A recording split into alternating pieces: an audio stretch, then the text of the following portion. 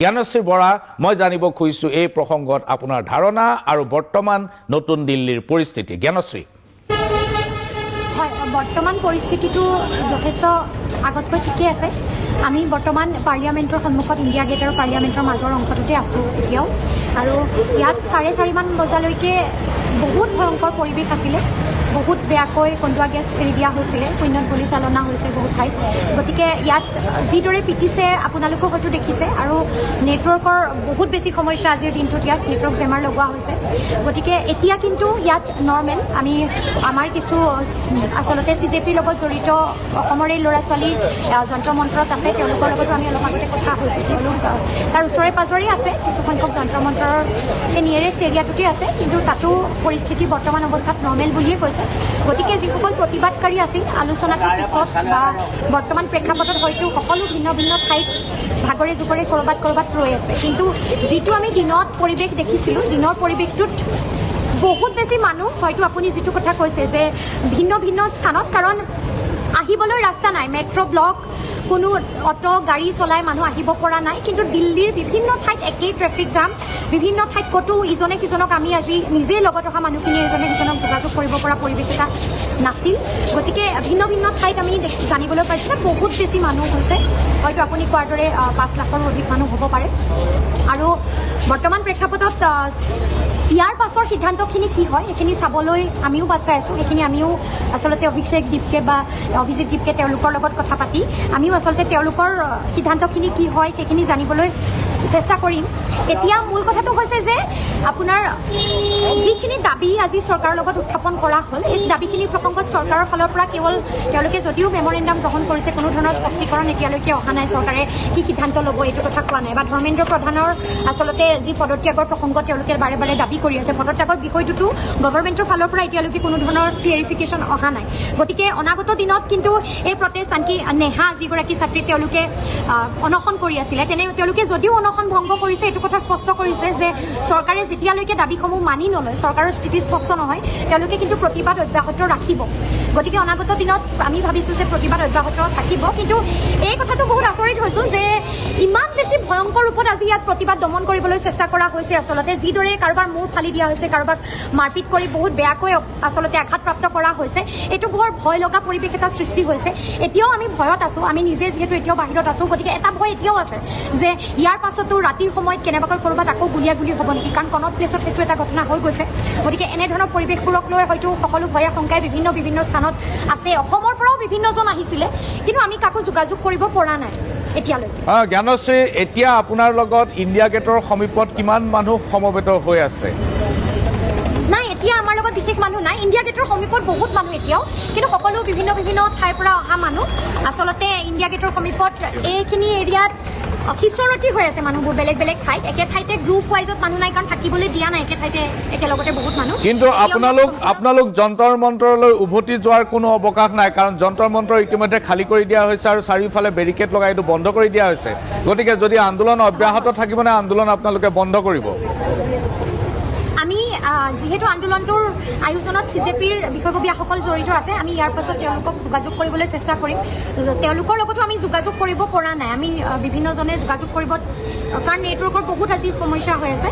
গতিকে ইয়াৰ পাছত সেইখিনি কথা আমি তেওঁলোকৰ লগতো আলোচনা কৰিব লাগিব। কিন্তু যিটো কথা আমি দিনৰ ভাগত গম পাইছোঁ যে যেতিয়ালৈকে তেওঁলোকে যদিও আজি অনশন বন্ধ কৰিছে, অনশন শেষ কৰিছে বহুকেইজনে, তেওঁলোকে এইটো কথা স্পষ্ট কৰি কৈছে যে আন্দোলন তেতিয়ালৈকে অব্যাহত থাকিব যেতিয়ালৈকে এই বিষয়টোত মানে চৰকাৰৰ স্থিতিটো স্পষ্ট নহয়, কাৰণ এইকেইদিন সংকট চলি আছে, এইকেইদিন আচলতে পাৰ্লিয়ামেণ্ট ছেছন থাকিব। গতিকে এই বিষয়সমূহত হয়তো আলোচনা এতিয়াও হ'বলৈ বাকী আছে, কিন্তু ক'ত কিদৰে আলোচনা হ'ব সেই সম্পৰ্কে আচলতে মানুহবোৰ আচলতে বিভিন্ন ঠাইত আছে বা নেটৱৰ্কৰ ইছ্যুৰ কাৰণে যোগাযোগ কৰিব পৰা হোৱা নাই বাবে আমিও পিছৰ কথাখিনিৰ সবিশেষ ভালদৰে এতিয়ালৈকে গম পোৱা নাই। জ্ঞানশ্ৰী, সোণাম ৱাংচুকে ইতিমধ্যে ঘোষণা কৰিছে যে তেওঁ অন্নখন অব্যাহত ৰাখিছে আৰু অন্নখন অব্যাহত থাকিব। টুইটাৰত ইতিমধ্যে দেখিব সোণাম ৱাংচুকৰ টুইটাৰত যে 23rd ডে অফ ফাষ্ট এইটো বুলি লিখিছে, অৰ্থাৎ আজি 23 দিন। গতিকে এতিয়া সোণাম ৱাংচুকৰ অনশন অব্যাহত থকা অৱস্থাত আপুনি কি বুলি ভাবে যে আপোনাক যদি নেতৃত্ব দিয়া হয় আপুনি কি সিদ্ধান্ত ল'লেহেঁতেন বা কি সিদ্ধান্ত লোৱাটো ভাল হ'ব বুলি ভাবে? মই অভিজিত দীপকেৰ কথা কোৱা নাই, মই আপোনাৰ কথা কৈছোঁ। হয় আমি ভাবোঁ যে যিহেতু সোণম ৱাংচুক ডাঙৰীয়াই নিজ ইচ্ছাৰে কৈছে যে প্ৰতিবাদ তেওঁ নিজৰ যি অনশন আছে এই অনশন কণ্টিনিউ কৰিব কাৰণ শেষ নকৰোঁ বুলি কৈছে আজিৰ দিনটোতে আৰু বাকীসকলক শেষ কৰিবলৈ তেখেতে অনুৰোধো কৰিছিলে গতিকে আমি ভাবোঁ যে এই বিষয়টো হয়তো CJPৰ নেতাসকলেও অনাগত দিনতো এই প্ৰতিবাদী কাৰ্যসূচী চলাই নিয়াটোৱেই সিদ্ধান্ত ল'ব যেতিয়ালৈকে চৰকাৰৰ ফালৰ পৰা কোনো নিৰ্দিষ্ট উত্তৰ নাহে কাৰণ বিগত সময়তো তেওঁলোকে বিভিন্ন ঠাইত এই ধৰণৰ বা আমি নিজেও এইটো কথা ভাবোঁ যে যিহেতু দাবী এটা উত্থাপন হৈছে ইমান মানুহৰ জনসমাগম হৈছে দল মত নিৰ্বিশেষে বিভিন্নজনে বিভিন্ন ঠাইৰ পৰা আহিছে এনেধৰণৰ এটা ছাপোৰ্ট হৈছে আৰু বিশেষকৈ মই বিগত কেইবাটাও দিন ধৰি ইয়াত আছোঁ যিটো পৰিৱেশ দেখিছোঁ যে নতুন প্ৰজন্মৰ ছাত্ৰ ছাত্ৰীসকল কেৱল নিটৰ বিষয়টো নহয় UGC নেট UPSC শিক্ষা ব্যৱস্থাৰ প্ৰতিটো প্ৰসংগৰ ক্ষেত্ৰত বিভিন্নজন আৰু বিভিন্নজন যাৰ ঘৰৰ মানুহে মৃত্যুবৰণ কৰিছে যিসকল ভুক্তভোগী পৰিয়াল আছে তেওঁলোকো আহিছে ভুক্তভোগী ব্যক্তিসকল আহিছে গতিকে বিভিন্নজনে ইয়াত এটা সাহসেৰে মাত মাতি আহিছে সাহসেৰে পদক্ষেপ লৈছে গতিকে মই ভাবোঁ যে এনেধৰণৰ সমৰ্থনৰ পাছত এই বিষয়টোক লৈ অনাগত দিনতো এনেধৰণৰ কাৰ্যসূচী চলি যোৱাটো বৰ্তমান চৰকাৰখনৰ ক্ষেত্ৰত চৰকাৰে যাতে এটা স্পষ্ট উত্তৰ দিয়ে স্পষ্ট মাত মাতে তাৰ বাবে চলি যোৱাটো দৰকাৰী কাৰণ নহ'লে যদি প্ৰতিবাদ ঠাণ্ডা হৈ যায় তেতিয়াহ'লে চৰকাৰেও হয়তো ইয়াৰ পাছত উত্তৰবোৰ দিবলৈ তেওঁলোকে দিব নে নিদিব সেইটো এটা প্ৰশ্নবোধক আমাৰ মনত প্ৰশ্ন এটা থাকি গৈছে গতিকে মই ভাবোঁ যে এনেধৰণৰ সিদ্ধান্ত এটাই ল'ব কাৰণ সোণম ৱাংচুক ডাঙৰীয়া তেখেতৰ সিদ্ধান্তৰ ক্ষেত্ৰত স্পষ্ট তেখেতে অনশন এণ্ড নকৰে গতিকে এনেধৰণৰ হয়তো কাৰ্যসূচীসমূহ চলি থাকিব ইয়াৰ পাছত বহুত ধন্যবাদ মই আৰু এটা বিষয় ক'ব মই আৰু এটা বিষয় ইয়াৰ লগতে মেনশ্যন কৰিব বিচাৰোঁ মই অসমৰ পৰা দূৰত আছোঁ অসমত বহুত ভয়ংকৰ বানপানী বিশেষকৈ যোৰহাট গোলাঘাট শিৱসাগৰ অঞ্চলত মই মৰিয়নি সমষ্টিত এবাৰ প্ৰাৰ্থী হিচাপে অৱতীৰ্ণ হৈছিলোঁ তাত বহু মানুহৰ ঘৰৰ মূৰৰ ওপৰেৰে পানী গৈছে ছাদত মানুহ থাকিব লগা হৈছে বিভিন্নজনে আমাক যোগাযোগ কৰিছে আমি কণ্টেক্ট কৰিব পৰা নাই ইয়াৰ নেটৱৰ্কৰ সমস্যাৰ বাবে কিন্তু এটা বস্তু গম পাইছোঁ যে ক'ৰবাত পানীৰ বটলটোৰো যোগান পোৱা নাই ক'ৰবাত মানুহ উদ্ধাৰ এতিয়াও হোৱা নাই গতিকে আমি এইটো ইয়াৰ পৰাই অনুৰোধ কৰিছোঁ আপোনাৰ শ্ব'টোৰ জৰিয়তে যাতে প্ৰশাসনে খৰতকীয়াকৈ উদ্ধাৰ অভিযানসমূহ চলায় আৰু যি খাদ্য ব্যৱস্থা আছে নিৰাপদ সুৰক্ষিত স্থানত সেইসকলক ৰাখে আৰু যিহেতু ক'তো বানপানী নোহোৱা ঠাইত এবাৰ বানপানী হৈছে গতিকে অনাগত দিনবোৰতো যাতে এই মানুহখিনি সুৰক্ষিত হৈ থাকে তাৰ বাবে যাতে চৰকাৰ প্ৰশাসনে আচলতে দায়িত্ব গ্ৰহণ কৰে আৰু আমি নিজেই আচলতে এই ঘটনাটোৰ পাছত অসমত যিটো পৰিৱেশ দেখা পাইছোঁ আমি নিজেও অতি শীঘ্ৰেই অসমলৈ উভতি যাব বিচাৰিছোঁ কাৰণ সেই পৰিৱেশটো আচলতে অতি ভয়ংকৰ অতি দুখজনক হৈ পৰিছে আমাৰ বাবে বহুত ধন্যবাদ জ্ঞানশ্ৰী আমাক সহযোগ কৰাৰ বাবে সম্ভৱ হ'লে মই পুনৰ আপোনাৰ ওচৰলৈ অহাৰ চেষ্টা কৰিম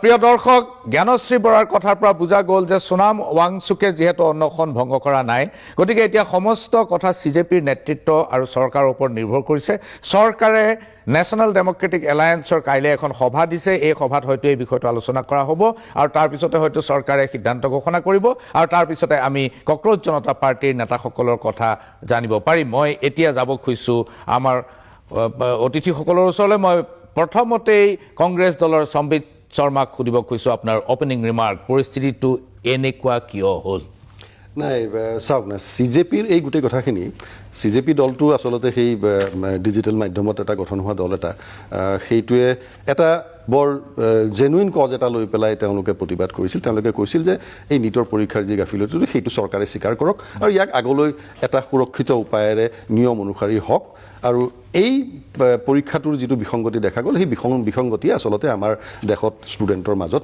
এটা বৰ অসুৰক্ষিত কি কয় আমাৰ অভিভাৱকবিলাকে এটা বৰ সৰু আৰু বৰ জেনুইন কথা এতিয়া চাব সেই বিষয়টোৰ লগত সোণম ৱাংচুক জড়িত হৈ গ'ল এতিয়া মই আহোঁ সোণম ৱাংচুকৰ আপুনি যদি চাই তেওঁ এজন অসাধাৰণ ব্যক্তিত্বৰ এজন মানুহ সিম্পল কথা আছিল যে ধৰ্মেন্দ্ৰ প্ৰধানে ৰিজাইন দিয়ক এটা একো অসুবিধা একো নাছিল তাত ৰিজাইন দি পেলাই বোলে আগলৈ এইটো সুৰক্ষিত কৰা হ'ব বিভিন্ন উপায় আছে চৰকাৰী যন্ত্ৰ বৰ শক্তিশালী চৰকাৰৰ হাতত সকলো ধৰণৰ সুবিধা আছে কৰিম বুলি ক'লে চব কৰিব পাৰে কিন্তু এই চৰকাৰৰ দিনত আপুনি চাওক যে যোৱা 10-12 বছৰে এই চৰকাৰৰ দিনত বিভিন্ন পৰীক্ষা কেন্দ্ৰীয় চৰকাৰৰ অধীনত থকা অনুষ্ঠানবিলাকে কৰা পৰীক্ষাবিলাকৰ প্ৰায় 55টা মান পৰীক্ষাৰ প্ৰশ্ন কাকত লিক হৈছে তাত বিসংগতি দেখা গৈছে কিন্তু চৰকাৰে সেই বিষয়বিলাকৰ পৰা শিক্ষা নলৈ পেলাই এতিয়া যেতিয়া সোণম ৱাংচুকৰ নিচিনা মানুহ এজন অসাধাৰণ ব্যক্তিত্ব তেওঁৰ অৱদান এইখন দেশত বহুত আছে তেওঁ পৃথিৱীৰ বিভিন্ন দেশৰ কি কয় পৰা তেখেতে সন্মান কি কয় পাইছে তেখেতৰ নিজৰ কি কয় অৱদানৰ বলত এতিয়া কথাটো হ'ল সেই মানুহজনে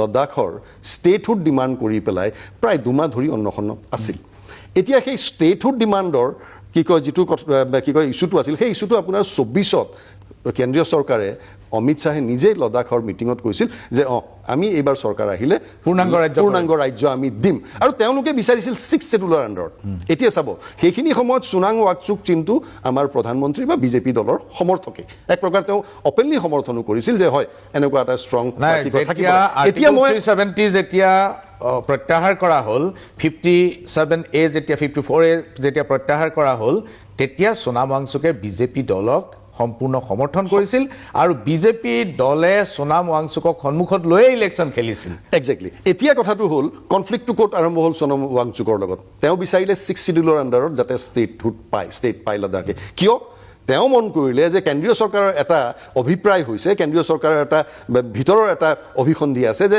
লডাখত থকা নেচাৰেল ৰিচোৰ্চেছবিলাক কোম্পানীবিলাকক গতাব তাতো আকৌ আদানী আম্বানী চাব দেই একদম এটা সেই পইণ্টৰ পৰা যেতিয়াই 6 ছিডুলৰ দাবী উঠিল তেতিয়াৰ পৰা সোনাম ৱাংচুক চাইনিজ এজেণ্ট হ'ল ভাৰত বিৰোধী হ'ল 170 দিন NSAৰ বিভিন্ন ধাৰা লগাই তেখেতক এৰেষ্ট কৰি ৰাখিলে প্ৰথম প্ৰায় এমাহমানটো ঘৰৰ মানুহে গম নাপালে তেওঁ উঠাই আনি পেলাই ক'ত থলে এই হ'ল এই চৰকাৰৰ কাম কৰা ধৰণ কোনোবাই প্ৰতিবাদ কৰিছে কোনোবাই কিবা বিচাৰিছে এতিয়া এষাৰ কথা আছে চাওক মানে কয় হিন্দীত যে সড়কে জব খালী হৈ যাতি হে তো সংসদ আৱাৰা হৈ যাতা হে যেতিয়া ৰাজপথত ৰাইজে থিয় হোৱা প্ৰতিবাদ কৰা বন্ধ হৈ যাব সেইদিনাখন আপোনাৰ সাংসদটো বলিয়া হৈ যায় এতিয়া এই প্ৰক্ৰিয়াত আমাৰ দেশখন চলি আছে এই অকল সোনাম ৱাংচুক বা এই CJPৰ কথা অকল অহা নাই আপুনি যদি অকণমান ঘূৰি চাই দেখিব যে খেতিয়কবিলাকৰ লগত কি কৰা হৈছিল 22 মাহ ধৰি খেতিয়কবিলাক 750 খেতিয়কে মৃত্যুবৰণ কৰিলে 3টা কলা আইন প্ৰত্যাহাৰ কৰাৰ দাবীত 22 মাহ ধৰি খেতিয়কবিলাক মুখেৰে প্ৰধানমন্ত্ৰীয়ে কয় খেতিয়কবিলাক আমাৰ অন্নদাতা কিন্তু সেই খেতিয়কৰ লগত এদিন বহিলেনে নবহিলে 750 খেতিয়ক দিল্লীৰ বৰ্ডাৰত তেওঁলোকে প্ৰাণ ত্যাগ কৰিলে শ্বহীদ হ'ল সেই খেতিয়কেও বিচাৰিছিল যন্তৰ মন্তৰলৈ আহিবলৈ সেইখিনি সময়ত দিল্লীটো কি ধৰণে ঘেৰি পেলাই কেন্দ্ৰীয় চৰকাৰে কি ধৰণে গোটেই দিল্লীৰ চাৰিওফালে কি কয় ৱাল বনালে ৰাস্তা খান্দিলে আপোনাৰ তাত ৰাস্তাত গজাল পুতিলে যাতে খেতিয়কসকল সোমাই আহিব নোৱাৰে কিয় প্ৰতিবাদৰ কাৰণে এই চৰকাৰৰ কিয় ভয় আপুনি আৰু এটা কথালৈ মোৰ মনত পৰিছে ভীমে কৰেগাঁও কেছটোত ভীমে কৰেগাঁও কেছত কেইজনমান শিক্ষিত মানুহে সেইকেইজন মানুহ সদায় জড়িত হৈ আছিল বিভিন্ন ধৰণৰ আপোনাৰ সামাজিক কাম কাজত তেওঁলোকৰ কোনো বেয়া ট্ৰেক ৰেকৰ্ড নাই কোনো ধৰণৰ কি কয় আইনৰ বিৰোধী কাম কেতিয়াও কৰা নাই উচ্চ শিক্ষিত মানুহ সেই মানুহকেইজনক এটা কেছত সাঙুৰি পেলোৱা হ'ল ভীমে কৰেগাঁও কেছত সাঙুৰা মানুহবিলাকক কি আইন লগোৱা হ'ল ইউপিএ আইনৰ আধাৰত এৰেষ্ট কৰা হ'ল NSA লগোৱা হ'ল 5 বছৰ মানলৈ কিছুমানৰ বেল নহ'ল তাৰে এজন ফাদাৰ ষ্টেনলি মৰি থাকে তেওঁ ভিতৰতে ঢুকাই মৰি থাকে এতিয়া চাওক ফাদাৰ ষ্টেইনৰ কেছটো বেলেগ আছিলে তেওঁৰ কেছটো ভীমে কৰেগাঁৱৰ লগত একে নহয় কিন্তু তেওঁকো ইউপিএৰ আধাৰতে লগোৱা একে সময়ৰ কথা হয় মই বুজি পাইছোঁ শৰ্মা ডাঙৰীয়া মই আপোনাৰ ওচৰলৈ আহিম মই যাব খুজিছোঁ কৰ্ণেল মই এইখিনিতে এখন ব্ৰেক ল'ব লাগিব এইখিনিতে ক্ষণিক সময়ৰ বাণিজ্যিক বিৰতি ইয়াৰ পিছত মই ভট্টাচাৰ্যজী আৰু উপাধ্যায়ৰ মতামত জানিবলৈ চেষ্টা কৰিম চাই থাকিব মেজমেহেল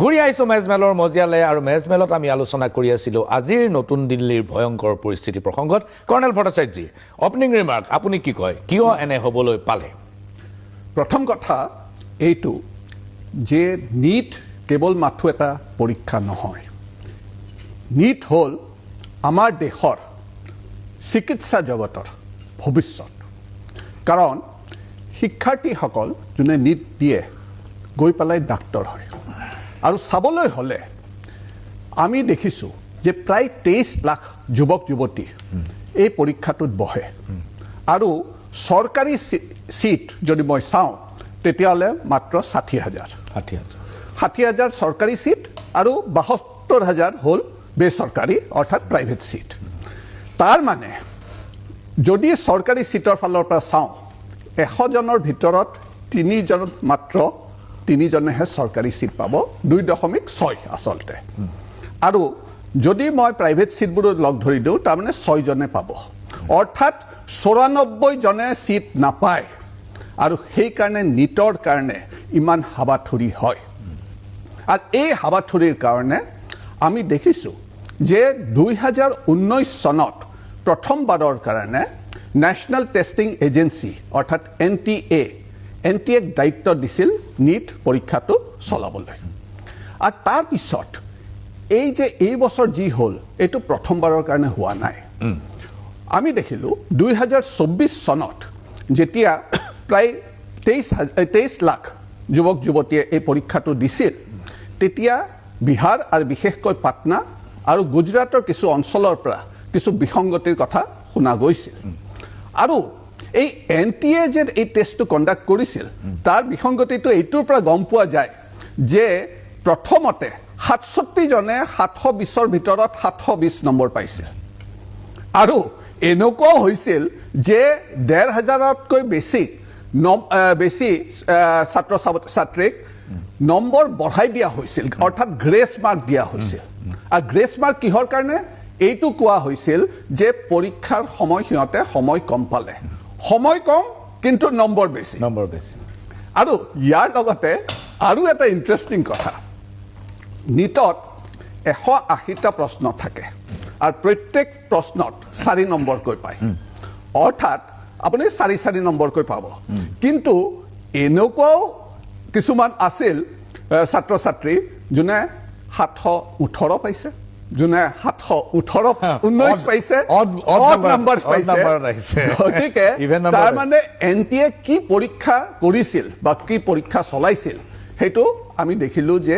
সেইটো এটা কণ্ট্ৰভাৰ্চি হ'ল 2025 চনত যেনে তেনে চলি গ'ল কিন্তু এইবাৰ আমি দেখিলোঁ যে যাক প্ৰশ্ন কাকতখন বনাবলৈ দিছিল সেই তেখেতেই সেইখন ফাদিল কৰি দিলে আৰু সেইকাৰণে নিটটো কেনচেল কৰিব লগা হ'ল আৰু আকৌ ৰি-এক্সামিনেশ্যন কৰিব লগা হ'ল এতিয়া প্ৰশ্নটো হ'ল যে NTA কি এটা এই সৰ্ববৃহৎ পৰীক্ষাটো কাৰণ মই অলৰেডি কৈছোঁ যে প্ৰায় 22ৰ পৰা 23 লাখ লোকে দিয়ে এই সৰ্ববৃহৎ পৰীক্ষা ভালকৈ কৰিব নোৱাৰে নেকি চলাব নোৱাৰে নেকি তাৰ উত্তৰটো কিন্তু আমি ৰি-এক্সামিনেশ্যন যেতিয়া হ'ল তেতিয়া আমি দেখিলোঁ ভাৰতীয় সেনাক বিশেষকৈ ভাৰতীয় বায়ু সেনাক দায়িত্বটো দিয়া হ'ল এতিয়া ভাৰতৰ প্ৰতিৰক্ষা সেৱাক সিহঁতে বৰ্ডাৰ চাব নে পেপাৰ কণ্ডাক্ট কৰিব নে বানপানী চাব নে ভূমিকম্প হ'লে তাত যাব যিকোনো দুৰ্যোগ হ'লে স্থানীয় টেৰৰিষ্টৰ সন্মুখীন হ'ব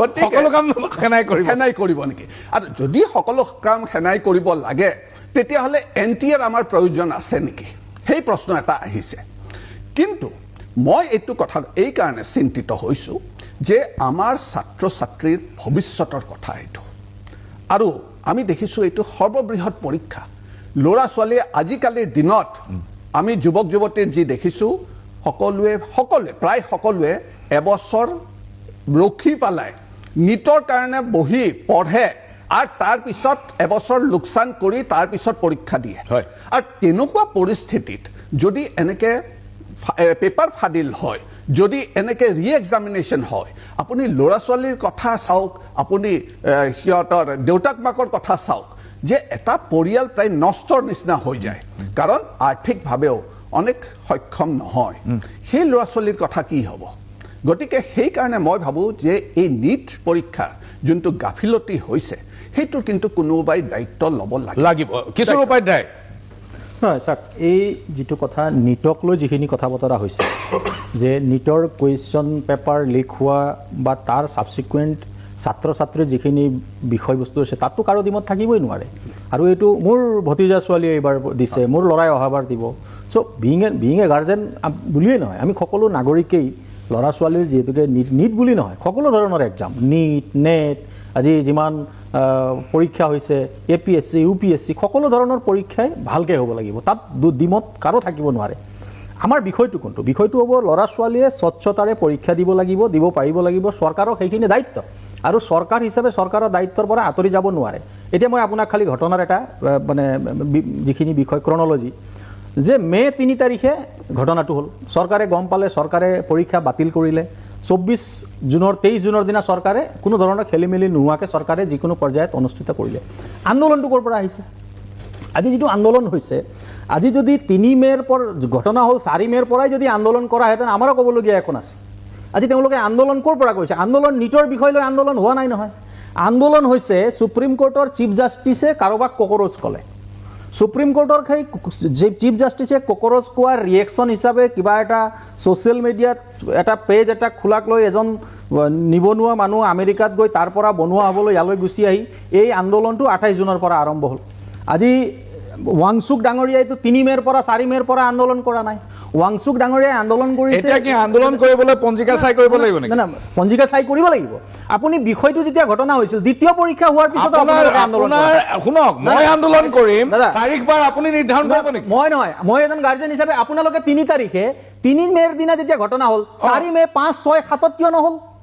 তাৰমানে এই গোটেই বিষয়টো ৰাজনৈতিক লাভ ল'বৰ কাৰণে একদম নিশ্চিতভাৱে ৰাজনৈতিক কাৰণত হৈছে। এইটো ল'ৰা ছোৱালীৰ কাৰণে তাৰ কোনো যোৱা নাই। আজি আপুনি চাওক, সকলো ৰাজনৈতিক দলে তাত জাপ দিছে এইটোৰ কাৰণেই যে ইয়াত কিবা চৰকাৰক অসুবিধাত পেলাব পৰা যায় নেকি। এইটো চৰকাৰক অসুবিধাত পেলাবৰ কাৰণেহে কোনোবাই চেষ্টা কৰা হৈছে। এইটো ল'ৰা ছোৱালীৰ ভৱিষ্যত লৈ এইটো আন্দোলনেই নহয়। আজি এই আন্দোলন ভৱিষ্যতৰ কাৰণে হোৱাহেঁতেন এওঁলোকৰ আন্দোলন 3 মে', 4 মে', 5 মে', 6 মে'ৰ পৰা হ'ব লাগিছিল। 24 জুনৰ পৰীক্ষা 23 জুনৰ পৰা ক'ব দিয়ক আপুনি যিহেতুকে 23 জুনৰ পৰা 23 জুনত ছেকেণ্ড এক্সাম হোৱাৰ পিছত 28 জুনলৈ কিয় ৰৈ থাকিবলগীয়া হ'ল আন্দোলনকাৰীসকল? কিয় তেতিয়া নকৰিলে? দ্বিতীয় কথাটো হ'ল, অকণমান আগত আমাৰ কংগ্ৰেছৰ মুখপাত্ৰই ক'লে বোলে ৱাংচুক বহুত ভাল মানুহ। তেখেত ভাল নে বেয়া মই তাত ক'বলৈ নাযাওঁ। এতিয়া কথাটো হ'ল তেখেতসকলৰ চৰকাৰৰ এটা নটিচ আছে 28/2/2007। আপোনাৰ তেতিয়া কংগ্ৰেছৰ গোলাম নবী আজাদ মুখ্যমন্ত্ৰী আছিল। ৱাংচুকক দিয়া নটিচ এটা আছে, you have been anti national connection in China and other places which have been or may be exploited for anti national activities. দাদা এইটো 28/2/2007 নটিচ হয়। এইটো আমি একো কোৱা নাই নহয়, তেখেতসকলে কৈ থকা। না শুনক, এতিয়া কথাটো হ'ল আজি কংগ্ৰেছেই তেখেতক এণ্টি নেশ্যনেল কোৱা আছে, আমি কোৱা নাই। আজি কংগ্ৰেছে সেই কথাটো আজি হঠাৎ ৱাংচুক ভাল মানুহ বেয়া মানুহ তেখেতসকলে চাৰ্টিফিকেট দি ফুৰিছে, আমি দি ফুৰা নাই। আজি ৱাংচুক ডাঙৰীয়াৰ আন্দোলনত আহিছে, ব্যক্তিগতভাৱে সকলোৰে অধিকাৰ আছে। কালি আপুনি যাব পাৰে, মই যাব পাৰোঁ আন্দোলনত, তাত আন্দোলনত যোৱাৰ কোনো আমাৰ কথাটো হৈছে যে এই গোটেই আন্দোলনটো যদি নিটৰ ল'ৰা ছোৱালীৰ ভৱিষ্যতক লৈ কৰাহেঁতেন কাৰো আপত্তি থাকিবলগীয়া নাই। কিন্তু কথাটো হ'ল এই গোটেই আন্দোলনটো আপুনি তাত আন্দোলনত কি চিঞৰ উঠিছে? আল্লাহ रहेगा, আল্লাহ কে হোগে সব। আমি বিচৰা নাই। যিসকলে আন্দোলন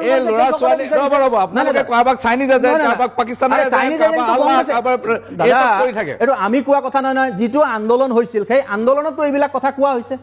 তাত এইবিলাক কথা কিয় উত্থাপন হ'ল? তাত অকল এটা কথা উত্থাপন হ'ব লাগিছিল যে নিটৰ ল'ৰা ছোৱালীয়ে ভালকে পৰীক্ষা দিব লাগে। আজি তেওঁলোকে যি 3টা দাবী দিলে, চৰকাৰে মানিব নোৱাৰিব, নামানিব সেইটো চৰকাৰৰ বিষয়। এই 3টা দাবীত যে নিট এনেকৈ কণ্ডাক্ট হ'ব লাগে বুলি দাবী আছে নেকি? এই কেইদিনৰ আন্দোলনত নিট পৰীক্ষাটো আপোনালোকে এনেকৈ কণ্ডাক্ট কৰে বুলি কিবা ৰেছপন্সিবিলিটিটো কোনে ল'ব? দাদা আপুনি চৰকাৰ চলাইছে। দাদা ৰেছপন্সিবিলিটিটো কৈছোৱে, পৰীক্ষা কণ্ডাক্ট কৰাৰ ৰেছপন্সিবিলিটি চৰকাৰৰ।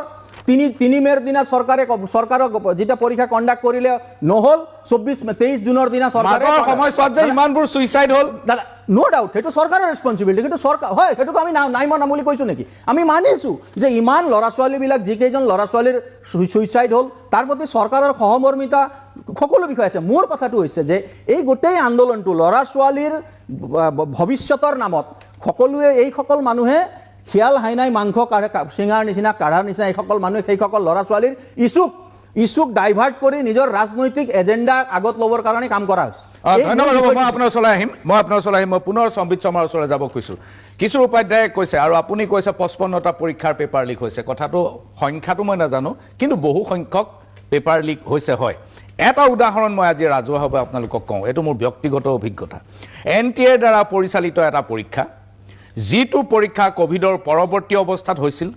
সেই পৰীক্ষাটো এটা প্ৰৱেশিকা পৰীক্ষা আছিল আৰু সেই প্ৰৱেশিকা পৰীক্ষাত অখিল ভাৰতীয় বিদ্যাৰ্থী পৰিষদৰ এজন নেতাই প্ৰথম স্থান অধিকাৰ কৰিছিল। দিল্লী বিশ্ববিদ্যালয়ৰ প্ৰত্যেকজন ছাত্ৰ ছাত্ৰীয়ে জানে এই ঘটনাটো। আৰু সেই প্ৰৱেশিকা পৰীক্ষাত অখিল ভাৰতীয় বিদ্যাৰ্থী পৰিষদৰ যিজন নেতাই প্ৰথম স্থান অধিকাৰ কৰিছিল, তেওঁ গ্ৰেজুৱেশ্যনত ফেইল কৰিলে। যিজনে NTA পৰিচালিত পৰীক্ষাত প্ৰথম স্থান পালে, তেওঁ যিটো পৰীক্ষা পাছ কৰি আহিব লাগিছিল সেই পৰীক্ষাটোত তেওঁ ফেইল কৰিলে। এইটো মোৰ ব্যক্তিগত অভিজ্ঞতা। মই এজন ক্ষতিগ্ৰস্ত অভিভাৱক, মই এই কথাটো ভালকৈ জানো। মই 55টা সংখ্যাটো মই নাজানো। মই সম্বিত পাত্ৰৰ ওচৰলৈ আহিম, এইখিনিতে ল'ব লাগিব ক্ষণিক সময়ৰ বাণিজ্যিক বিৰতি।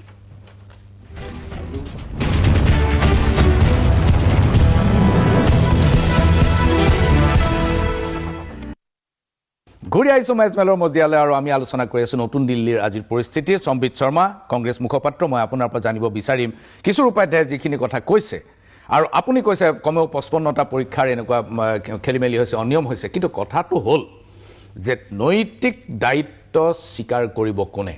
ইয়াৰ আগতে লাল বাহাদুৰ শাস্ত্ৰী, TK কৃষ্ণমাচাৰী, মাধৱ ৰাও সিন্ধিয়া, নীতিশ কুমাৰ সকলোৱে নৈতিক দায়িত্ব স্বীকাৰ কৰি পদত্যাগ কৰিছিল। ভাৰতৰ এই মূল্যবোধৰ ৰাজনীতিৰ এনেকুৱা অৱক্ষয় হ'ল যে আজিৰ দিনটোত সেই কথাবোৰ মানুহে পাহৰি পেলালে। আজিৰ দিনটোত যেন এইবোৰ দায়িত্ব নহয়, কোনে কৰিছে, অমুকে কৰিলে, মন্ত্ৰীৰ দায়িত্ব নহয়। তেন্তে মন্ত্ৰীজনৰ নৈতিক দায়িত্ব থাকিব লাগে নে নেলাগে? এতিয়া চাওক না, যিজন মন্ত্ৰীয়ে যিকেইজন মানুহক আপোনাৰ প্ৰশ্ন কাকত বাচিবলৈ দিলে সেইকেইজনৰ ঘৰৰ পৰাই প্ৰশ্ন কাকত লিক হ'ল।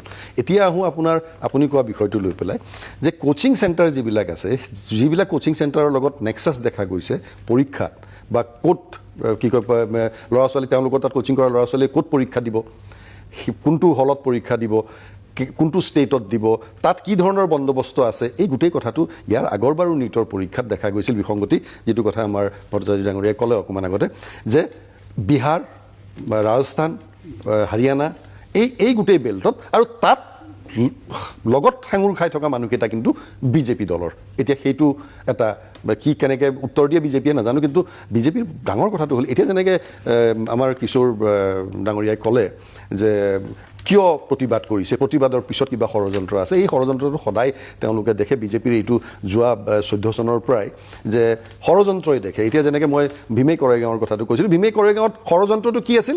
প্ৰাইম মিনিষ্টাৰক হত্যা কৰা। তেওঁলোকৰ সেই ব্যক্তিবিলাকৰ আপোনাৰ কি কয় লেপটপত বাহিৰৰ পৰা সোমোৱাই দিয়া হৈছিল, পিছলৈ ফৰেনচিক টেষ্টত ওলাল যে সেই গোটেইটো ফেক।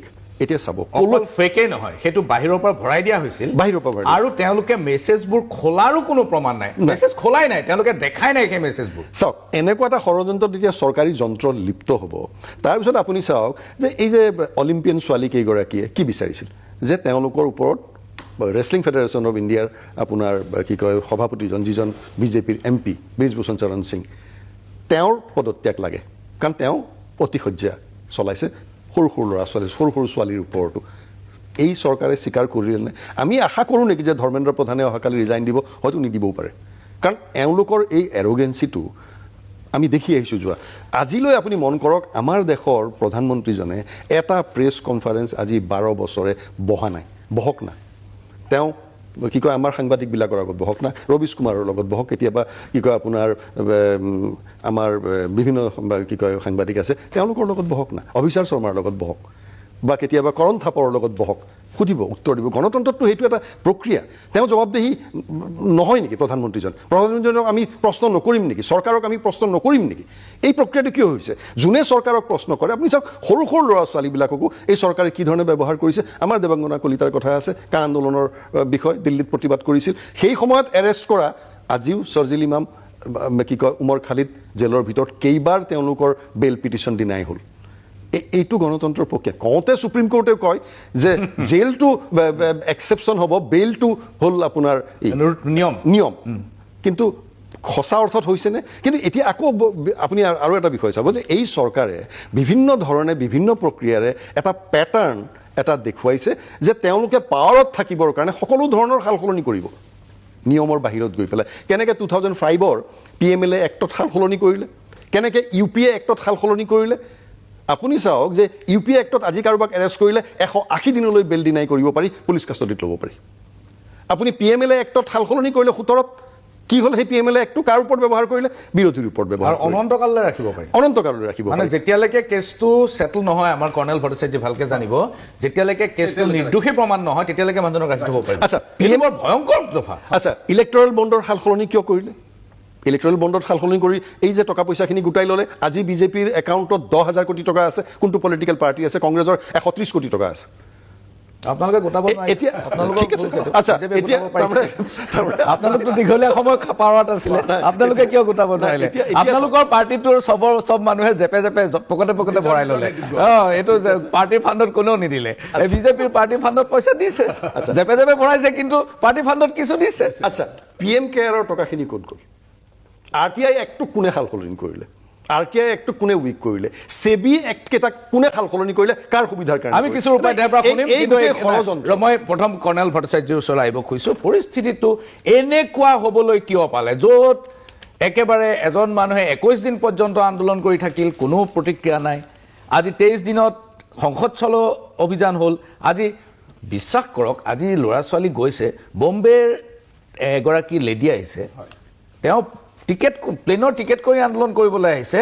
তেওঁ মানে অসহ্য হৈছে, তেওঁৰো ল'ৰা ছোৱালী আছে ভৱিষ্যতে নিট দিবৰ কাৰণে। গতিকে এনেকুৱা ধৰণৰ আন্দোলন মানে অকল যে এইটো জেন জি 16 বছৰীয়া 15 বছৰীয়া ল'ৰাই কৈছে এইটো নহয়, বহুত মানুহ ইয়াত জড়িত হৈ পৰিছে। কৰ্ণেল ভট্টাচাৰ্যজী, এই পৰিস্থিতিটো এনেকুৱা হ'বলৈ কিয় পালে? মই ভাবোঁ যে পৰিস্থিতিটো এনেকুৱা হ'বলৈ দিব নালাগিছিল, এক নম্বৰ। দ্বিতীয়তে, আমি যেতিয়া এই পৰীক্ষাৰ কথা কৈছোঁ, তেতিয়াহ'লে আমি চাব লাগিব যে পৰীক্ষাত এই গাফিলতি কিয় হৈছে আৰু কি কাৰণে হৈছে। মই এটা উদাহৰণ দিছোঁ। 2025 চনত এইটো ৰোহটাক কেছ বুলি কয়, সেইটো হ'ল post graduate institute of medical science. তাত এনেকুৱা এটা হৈছিল, চণ্ডীগড়, তাত এনেকুৱা হৈছিল যে অৰ্থপেডিক ছাবজেক্টত MS কাৰণে যেতিয়া এণ্ট্ৰেন্স এক্সাম হৈছিল, তাত 4 নম্বৰ লৈ, মাত্ৰ 4 নম্বৰ লৈ, এটা বিশেষ কেটেগৰীৰ হেৰিটো 4 নম্বৰ লৈ, 800ৰ ভিতৰত 4, অৰ্থাৎ 100 নম্বৰৰ ভিতৰত 1 নম্বৰো নহয়, আধা নম্বৰ, 0.5 নম্বৰ লৈ পোষ্ট গ্ৰেজুৱেট মেডিকেল চিট পাইছে অৰ্থপেডিক্সত। আৰু জেনেৰেল কেটেগৰীত হৈছিল 585, 800ৰ ভিতৰত। গতিকে তাৰ মানে আমাৰ শিক্ষা ব্যৱস্থাতে আৰু আমি যি পৰীক্ষাবোৰ কৰোঁ, সেই তাত কিবাটো এটা বিসংগতি এটা আছে। গতিকে সেইটো আমি চাব লাগিব। দ্বিতীয়তে, এই যে এনেকুৱা ধৰণৰ আনফেয়াৰ মিনছবোৰ হৈছে, আইনত আমি যদি আইনৰ ফালৰ পৰা চাওঁ, তেতিয়াহ'লে আমি দেখিম যে public examination prevention of unfair means 2024 এখন আইন আছে। আৰু সেই আইনখনত পেনাল্টি দিয়া আছে যে 3 পৰা 5 বছৰলৈ জেল আৰু 10 লাখ টকা ফাইন। আৰু যদি প্লেণ্ড কনস্পিৰেচি হয়, তেতিয়াহ'লে 5 পৰা 10 বছৰ জেল কাটিব লাগিব আৰু 1 কোটি টকা ফাইন। আমি 2024তো বিসংগতি দেখিছোঁ, এইবাৰো বিসংগতি দেখিছোঁ। কিন্তু আমি এইটো কেতিয়াও শুনা নাই যে এজন মানুহকো এই আইনটো লগাই পেলাই জেলৰ ভিতৰত ভৰাইছে। আৰু সেইকাৰণে এটা প্ৰশ্নচিন হৈ যায় যে এইটো সিহঁতৰ তাৰমানে কোনোবাই ৰক্ষা কৰি আছে আৰু সেই সুৰক্ষা দিছে, কোনোবাই সুৰক্ষা এটা দিছে। আৰু সেইকাৰণে প্ৰশ্নচিন হয় অভিভাৱকৰ মাজত, ছাত্ৰ ছাত্ৰীৰ মাজত, যে এইটো পৰিস্থিতিটো কিয়, আপুনি যে সুধিলে পৰিস্থিতি এনেকুৱা কিয় হৈছে, সেইকাৰণে হৈছে কাৰণ কোনোবাই ৰক্ষণাবেক্ষণ কৰিছে আৰু সহযোগ কৰিছে বুলি মই কওঁ। গতিকে এতিয়া উপায় কি আছে? আমি দেখিলোঁ যেতিয়া ৰি এক্সামিনেশ্যন হ'ল, সেইটো কিন্তু খুব সুচাৰু ধৰণে হৈ গ'ল। তাৰ মানে সেইটো যে NTA বা গভৰ্ণমেণ্টে পৰীক্ষা এখন কৰিব খুজিলে, ভালকৈ সুচাৰুৰূপে কৰিব খুজিলে কৰিব পাৰে। আৰু সেইকাৰণে মোৰ লাগিছে যে এতিয়াও সময় আছে, কাৰণ আমি যুৱ প্ৰজন্মৰ কথা কৈছোঁ। এতিয়া গভৰ্ণমেণ্টটো আগবাঢ়ি আহিব লাগিব আৰু যোন 3টা ডিমাণ্ড দিছে, সেই 3টা ডিমাণ্ড মই ভাবোঁ যে সেইটোৰ ওপৰত ডিছকাশ্যন কৰিব লাগে। আৰু বিশেষকৈ মই এইটো ভাবোঁ যে আমি 22 দিন 23 দিনৰ কাৰণে কিয় ৰ'ব লাগিছিল? প্ৰথম দিনাই মাতি ল'ব খুজিছিল, তেতিয়াহ'লে হয়তো এই পৰিস্থিতিটো নহ'লহেঁতেন। বহুত ধন্যবাদ কৰ্ণেল ভট্টাচাৰ্য। মই যাব খুজিছোঁ কিশোৰ উপাধ্যায়ৰ ওচৰত। আপুনি সম্বিত শৰ্মাই বহুত অভিযোগ ইতিমধ্যে তুলিছে। তেখেতে কৈছে যে প্ৰধানমন্ত্ৰীয়ে আজি পৰ্যন্ত সংবাদ মেল সম্বোধন কৰা নাই। এইটো একেবাৰে সঁচা কথা। 2 নম্বৰ, তেখেতে অভিযোগ কৰিছে যে এইটো এটা পুঞ্জীভূত ক্ষোভ, বহু দিনৰ পৰা এনেধৰণৰ ঘটনা ঘটি আছে, যিটোত আচলতে মানুহ খুব অসন্তুষ্ট। এতিয়া আপোনালোক ক্ষমতালৈ অহাৰ পূৰ্বে ইণ্ডিয়া এগেইনষ্ট কৰাপশ্যন নামৰ আন্দোলন যিটো হৈছিল, আন্না হাজাৰে, অৰবিন্দ কেজৰিৱাল, কিৰণ বেদী, মনীষ সিসোদিয়া, এইবিলাকে যেতিয়া আন্দোলন কৰিছিল, তেতিয়া তেওঁলোকে লোকপাল আইনখন বিচাৰিছিল। আৰু সুষমা স্বৰাজ আৰু অৰুণ জেটলী, এই দুজন ব্যক্তি বিজেপি দলৰ প্ৰতিনিধি, যি সেই সময়ৰ আন্দোলনৰ মঞ্চত বহি প্ৰায় প্ৰতিদিনেই তেওঁলোকে এই আন্দোলনটোৰ প্ৰতি অকুণ্ঠ সমৰ্থন আগবঢ়াইছিল। আজি সংবাদ মাধ্যমে যোৱা 22 দিন ধৰি একো বাতৰি প্ৰচাৰ কৰা নাই সোণাম ৱাংচুকৰ, আজি কৰিছে। সেই সময়ত যেতিয়া আন্না হাজাৰে আন্দোলন আছিল তেতিয়া সংবাদ মাধ্যমে 24/7 প্ৰতিদিন 24 ঘণ্টা বাতৰি প্ৰকাশ কৰিছিল। আৰু সেই লোকপালখন আপোনালোকে আজি পৰ্যন্ত নানিলে। তেওঁলোকে যি ধৰণে লোকপালখন বিচাৰিছিল সেই লোকপালখন আপোনালোকে নানিলে। দিল্লীৰ এছেম্বলিত অৰবিন্দ কেজৰিৱালে আনিব খুজিছিল, 14 দিনৰ ভিতৰত তেওঁৰ চৰকাৰখন ভাগি গ'ল। এতিয়া মোক কওক এতিয়া চাওক, আপুনি মই ক'ব খোজা এটা বস্তুটো আপুনি নিজেই কৈ দিলে যে এই গোটেই আন্দোলনটো একচুৱেলি এই যিটো CJP কওক যি কওক এইটো গোটেই আপৰ আন্দোলন হয়। আপুনি দীপকেৰ পৰা আৰম্ভ কৰি গোটেই যদি চাই তাত গোটেই এইটো আপৰ আন্দোলন হয়। এতিয়া আপুনি আমাক কুৱেশ্যন কৰিছে, যিসকল মানুহে লোকপালক লৈ আন্দোলন কৰি চৰকাৰত বহিলে এই মানে এইটো আপৰ দলে কিমান বছৰ 10 বছৰ 12 বছৰতো চৰকাৰ দিল্লীত আহিল, তেওঁলোকে 10-12 বছৰত 10-12 বছৰে বিজেপিয়ে ভাঙি দিলে নেকি? এইবিলাকতো ক'বলৈ নহয়। কিছু উপায় আপুনি পাহৰিছে, আম আদমি পাৰ্টি প্ৰথমবাৰ ক্ষমতালৈ আহি 14 দিনৰ পিছত ক্ষমতা যাব লগা হৈছিল লোকপালখনৰ কাৰণে। তেওঁলোকে লোকপালখন আপুনি you are having every right to accuse BJP, কিন্তু কথাটো হ'ল আপুনি একিউজত কেজৰিৱাল চৰকাৰ কেই বছৰ আছিল দিল্লীত? 14 দিন আছিল নেকি? দাদা শুনক, কেজৰিৱাল চৰকাৰ আছিল 12 বছৰ। 12 বছৰ চৰকাৰত থকাৰ পাছত সেইখন চৰকাৰে কেজৰিৱাল চৰকাৰে লোকপাল নানিলে। গতিকে আপুনি বিজেপিক দোষ দি লাভ নাই। তাৰমানে কেজৰিৱালে ননাৰ কাৰণে আপুনি লোকপাল নানে? মোৰ কথাটো সেইটো আন্দোলনটো কাৰ আছিল আপুনি? মই কথা দ্বিতীয় দাদা শুনক 2011 চনত মোৰ কথাটো শুনক, ইট ইজ নট ফেয়াৰ। এইটো উত্তৰ হোৱা নাই, আমাৰ দৰ্শকে দেখি আছে, আপোনাৰ দেখি আছে, মোক ক'বলৈ দিয়ক। ঠিক আছে, আপুনি ইণ্টাৰফেয়াৰ নকৰিব, বাৰে বাৰে ইণ্টাৰফেয়াৰ কৰিলে মই কথা ক'ব নোৱাৰিম। দ্বিতীয় কথাটো হ'ল 2011 চনত কংগ্ৰেছে লোকপাল আনিম বুলি কৈ আন্না হাজাৰেৰ ইলেকশ্যনটো ফাৰ্ষ্ট ভাঙিছিল। তৃতীয় কথাটো হ'ল আজি আমাৰ সম্বিত শৰ্মা ডাঙৰীয়াই বিজেপিয়ে কোনে কাৰ দিনত কিমানটা হ'ল এইটো বিষয় নহয়। আজিৰ দিনটোত পৰীক্ষাবোৰ ভালদৰে চলিব লাগে। এতিয়া ময়ো হিচাপ দিব পাৰোঁ, কংগ্ৰেছৰ দিনত 64টা এনেকুৱা পৰীক্ষা লিক আছে, মই গাই দিব পাৰোঁ। কিন্তু বিষয়টো সেইটো নহয় যে মই কংগ্ৰেছে কৰিছে কাৰণে বিজেপিৰো হ'ল, গতিকে এইটো বিষয় হ'ব নোৱাৰে। মোৰ কথাটো হৈছে আমাৰ আজি কংগ্ৰেছে আমাক কোৱাৰ কোনো নৈতিক অধিকাৰ নাই, কিয়নো কংগ্ৰেছতো আমি নিজে জানো ৰাকেশ পালক ইয়াত APSCত ৰাখি কংগ্ৰেছে কি কৰিছে সেই কথা অসমৰ মানুহে জানে বাবু। আজি ঠিক তেনেকৈ কংগ্ৰেছৰ দিনত কিমান কি হ'ল সেইটোও জানে। ভাৰতৰ মানুহে, অসমৰ মানুহে বিজেপিৰ দিনত যাতে এইটো হ'ব নালাগে সেইটো আশা কৰিছিল। সেই আশাটো কিছু এই নীটৰ ক্ষেত্ৰত সেইটো ভংগ হৈছে ক'ৰবাত, এই কথাটো আমি মানি লৈছোঁ। আমাৰ কথাটো হ'ল এই যে যিসকলে ভেষ্টেড ইণ্টাৰেষ্ট লৈ যিসকল মানুহে কামবোৰ কৰিছে সেইসকলৰ লগত আমাৰ কোনো কথা নাই। আমাৰ কথাটো হৈছে যে ভৱিষ্যত প্ৰজন্মৰ ভৱিষ্যত সুৰক্ষিত হ'ব পৰাকৈ চৰকাৰে আগন্তুক দিনত নিশ্চিতভাৱে কাৰ্য কৰিব। এতিয়া অকণমান আগত তেখেতে আৰু দুটামান কথা ক'লে, চাৰ্জিল ইমাম আৰু এটা যিটো আন্দোলনকাৰী যিটো আন্দোলনৰ সময়ত সুপ্ৰিম কোৰ্টেতো বাৰে বাৰে কৈছে যে তেখেতসকল এক্সট্ৰিমিষ্ট এণ্টি নেশ্যনেল কামত এংগেজ বুলিতো সুপ্ৰিম কোৰ্টৰ জাজমেণ্টে আছে। যিজন চাৰ্জিল ইমামে অসমৰ আৰু ভাৰতক লগোৱা চিকেন নে কাটিম বুলি যিজন মানুহে কাটাৰ কথা কৈছে আৰু যিটো কথাত সুপ্ৰিম কোৰ্টে এক্সেপশ্যন লৈছে, সুপ্ৰিম কোৰ্টৰ অবজাৰভেশ্যন আছে, সেইজন মানুহৰ ক্ষেত্ৰত আজি চাওক কংগ্ৰেছৰ এতিয়াও মানে তেখেতসকলৰ প্ৰেমত যে তেখেতসকল কেনেকৈ উঠলি উঠিছে এই কথা বতৰাবোৰ আমি ভাৰতৰ চৰকাৰে, নৰেন্দ্ৰ মোদীৰ চৰকাৰে এইবিলাকত যেতিয়া হেমাৰিং কৰিছে তাত আপোনালোকে বেয়া পালে আমি বেয়া নাপাওঁ।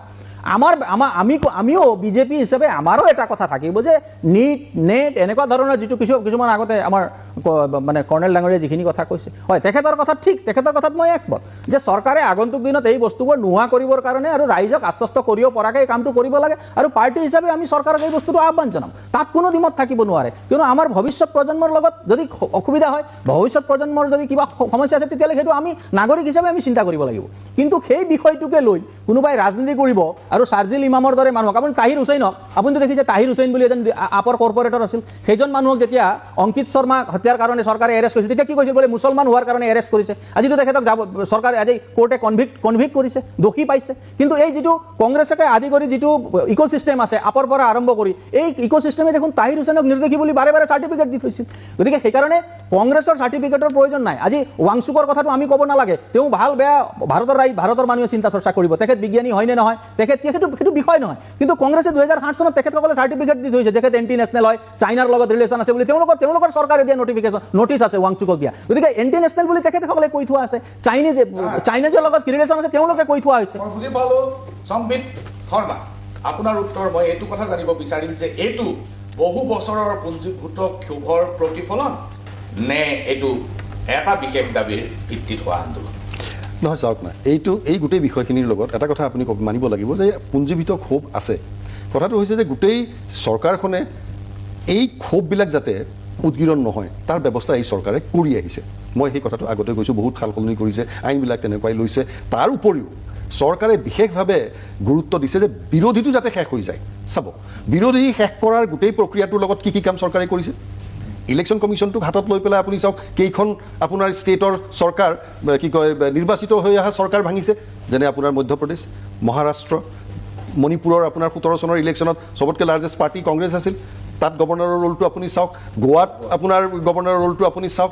এই গোটেইবিলাক কাম কিয় কৰিব? আজিও শিৱসেনাক দুভাগ কৰিলে, শিৱসেনাক দুভাগ কৰোঁতে সুপ্ৰিম কোৰ্টে বাৰে বাৰে ক'লে যে এইটো কিন্তু গভৰ্ণৰৰ ডিচিশ্যনটো ভুলকৈ লৈছে, এইটো কৰিব নোৱাৰে, গভৰ্ণৰৰ এখতিয়াৰৰ নহয়। কিন্তু মানিলে নে ইলেকশ্যন কমিশ্যনে? চিম্বল টিম্বল গোটেইখন কাঢ়িলে NCP আৰু শিৱসেনাৰ। এতিয়া আকৌ সেই শিৱসেনাকেই NCPকেই আকৌ ভাগ কৰাৰ প্ৰক্ৰিয়া আৰম্ভ কৰিছে। তৃণমূলৰ আপুনি চাওক, এইটো গণতন্ত্ৰৰ লগত, আমাৰ এই সাংবিধানিক গণতন্ত্ৰৰ লগত কেনেকুৱা ধৰণৰ বহুৱালি হৈছে যে NCPৰ 20জন ইলেক্টেড ৰিপ্ৰেজেণ্টেটিভ MP সাংসদ ত্ৰিপুৰাৰ কোনোবা এটা ৰেজিষ্টাৰ্ড দলত ৰাতাৰাতি গৈ পেলাই, যিটো দলৰ কোনো অস্তিত্বই নাই, তাত গৈ পেলাই ৰাতাৰাতি গৈ পেলাই আপোনাৰ 20জন সাংসদ হৈ গ'ল। এতিয়া TMC এতিয়া এই ধৰণৰ বহুৱালি আপুনি প্ৰায় 400ৰ পৰা 450 MLA MP যোৱা 12 বছৰত বিজেপিয়ে বাহিৰৰ পৰা নিছে, বেলেগ পাৰ্টিৰ পৰা নিছে। এইটোতো ৰেকৰ্ডত আছে। তাৰ কাৰণে আপুনি ক্ষতিগ্ৰস্ত হোৱা নাই বা হৈছে অলপ, কিন্তু কিছু উপাধ্যায় বেছি ক্ষতিগ্ৰস্ত হৈছে। মই কৰ্ণেল ভট্টাচাৰ্যৰ ওচৰলৈ আহিম। কৰ্ণেল ভট্টাচাৰ্য, মই এইটো পলিটিকেল ইছ্যুত নাযাওঁ এতিয়া। অকণমান সময় দিব। নিশ্চয় পাব। মই কৰ্ণেল ভট্টাচাৰ্যৰ ওচৰত যাব খুজিছোঁ। কৰ্ণেল ভট্টাচাৰ্যী, এইখিনিতে এটা ক্ষণিক সময়ৰ বাণিজ্যিক বিৰতি ল'ব লাগিব। ইয়াৰ পিছতে মই কৰ্ণেল ভট্টাচাৰ্যী আৰু কিশোৰ উপাধ্যায়ৰ মতামত ল'ম।